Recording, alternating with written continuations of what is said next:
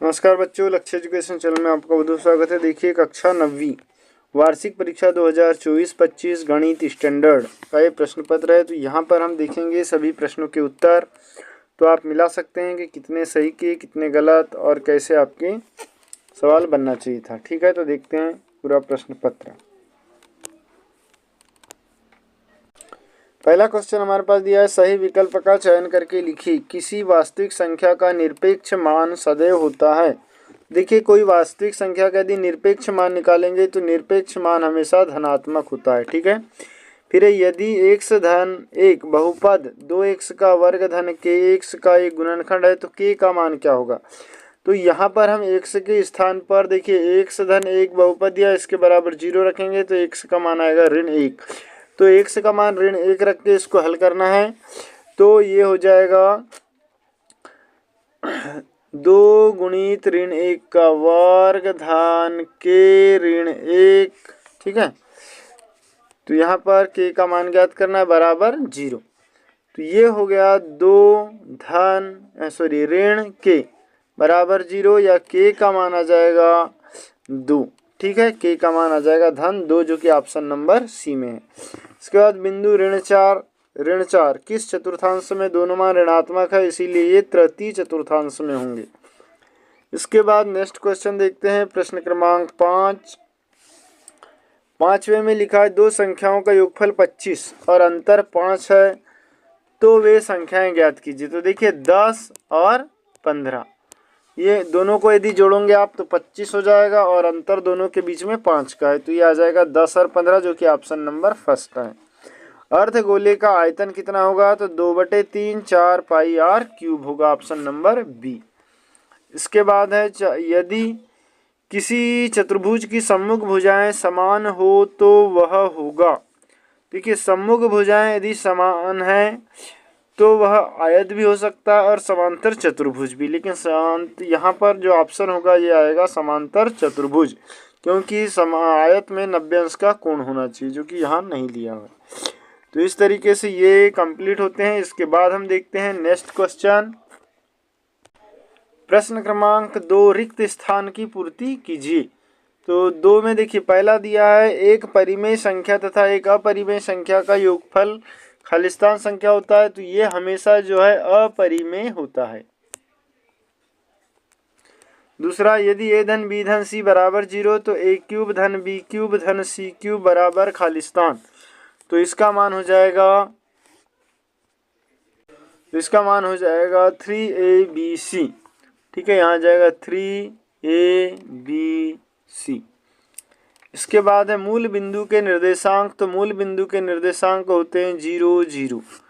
फिर यदि एक समीकरण x धन 2y बराबर 5 में x बराबर 1 है तो y का मान कितना होगा। यहाँ पर आप 1 रखेंगे तो पक्षांतरण करने पर धन 4 आ जाएगा और 4 के भाग में 2 देंगे तो उत्तर आ जाएगा 2। वे रेखाएं जो एक ही रेखा के समांतर होती है परस्पर ये भी समांतर होती है। ठीक है, इसके बाद नेक्स्ट क्वेश्चन है, समान आकृति एवं समान आकार वाली आकृतियां कहलाती है। तो ये सर्वांगसम कहलाती है। तो इस तरीके से आपके खालिस्तान कंप्लीट होते हैं। अब देखते हैं नेक्स्ट क्वेश्चन। तो वीडियो अच्छा लग रहा हो तो लाइक कर ले, चैनल को सब्सक्राइब करें और अपने दोस्तों को जरूर शेयर कर दें।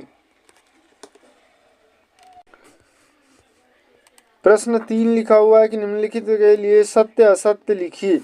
तो सत्य असत्य में देखिए, पहला, x अक्ष की कोटि सदैव शून्य होती है। तो x अक्ष की कोटि सदैव शून्य होती है, सत्य है। फिर है अगला क्वेश्चन यहाँ पर कि समीकरण x धन 2y बराबर 3 का हल 1 1 है। तो ये भी सत्य है।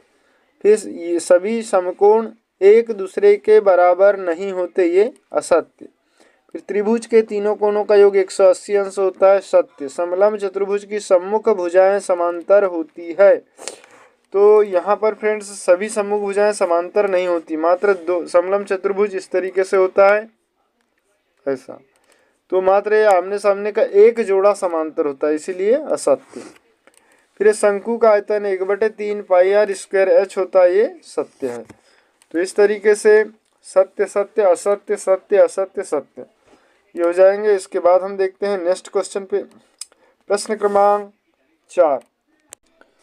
प्रश्न 4 में लिखा हुआ है सही जोड़ी बनाइए। तो सही जोड़ी में देखिए पहला क्वेश्चन हमारे पास लिखा हुआ है कि बहुपद x धन 1 का शून्यक है। तो इसका शून्यक जो हो जाएगा ऋण 1 हो जाएगा, जो कि ऑप्शन नंबर डी में है। फिर बिंदु 3, 5 की एक अक्ष से दूरी। तो 3, 5 की एक अक्ष से दूरी कितनी हो जाएगी? एक अक्ष से दूरी y का मान होता है, तो ये हो जाएगा 5। ठीक है। इसके बाद है समीकरण 2x ऋण y बराबर 7 का हल है। 2x ऋण 7 का हल, यहाँ पर देखिए यदि ये 3 x के जगह में रखेंगे तो 3 दूनी 6 हो जाएगा, और ऋण 1 यहाँ रखेंगे तो धन 1 7 हो जाएगा। तो ये ऑप्शन नंबर बी राइट हो जाएगा। इसके बाद वृत्त की सबसे बड़ी जीवा को व्यास कहते हैं, क्योंकि ऑप्शन नंबर एफ में है।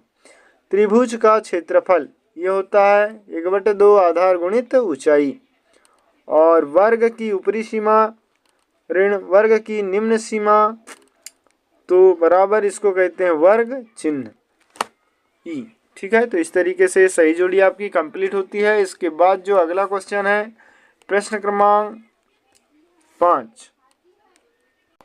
5 में लिखा है एक वाक्य में या एक शब्द में उत्तर दीजिए। वर्ग अंतराल 80 और 100 के निम्न वर्ग की सीमा कितनी होगी? तो निम्न वर्ग की सीमा होगी 80। फिर चक्री चतुर्भुज क्या कहलाता है?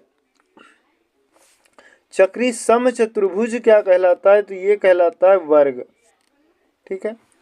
फिर किसी विषम बाहु त्रिभुज का परिमाप ज्ञात करने संबंधी सूत्र लिखिए। तो यहाँ हमको हेरोन का सूत्र लिखना था, s s - a s - b और s - c।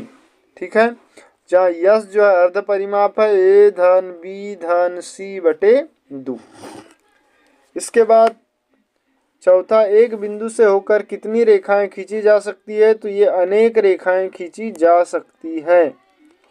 फिर यूक्लिड की एक अवधारणा लिखना है, एक अवधारणा कोई भी लिखना सकते हैं। फिर है एक ऐसा बहुपद क्या कहलाता है जिसके सभी गुणांक शून्य हो? तो इसको हम कहते हैं शून्य बहुपद। ठीक है। इस तरीके से 5वां क्वेश्चन कंप्लीट होता है। अब जो 6वां क्वेश्चन है और उसके आगे के प्रश्न है ये आपने कर लिए होंगे, बहुत ही सरल दिए हुए हैं। ठीक है फ्रेंड, तो वीडियो अच्छा लग रहा हो तो लाइक कर दीजिए, चैनल को सब्सक्राइब करें और बेल आइकन घंटी को जरूर प्रेस कर दें। ठीक है। Thanks for watching.